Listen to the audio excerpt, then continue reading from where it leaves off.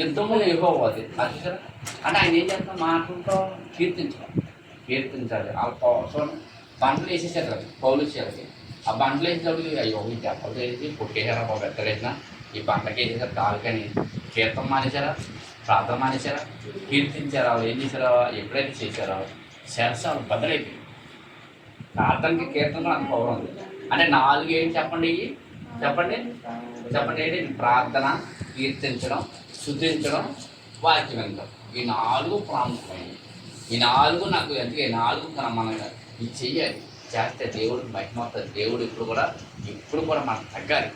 నేనే చేయాలి, నేను అవ్వాలా, నా వల్ల నేను అనకూడదు. ఆ ఎప్పుడేమన్నా దేవాన్ని గొప్పడు నువ్వు లేకపోతే మేము ఏం చేయము. రండి ప్రభు రండి అని ఎవరి పంచుతాం మనం? రమ్మని ఇక్కడ రమ్మంటాం. నేనేం చేయగలను? నా వల్ల ఏమవుతుంది? అంతలో కనపడి ఇందులో మాయమైపోయి ఆలోచన. దేవుడు అంటే కార్యం. దేవుడిని ఏమన్నప్పుడు కూడా రండి ప్రభు మాతో కార్యం చేయి, మా పట్ల చేయి, మమ్మల్ని చుట్టూ ఇక్కడ రండి అని మనం ప్రార్థన చేసాం. ఇక్కడ ఏం చేసిన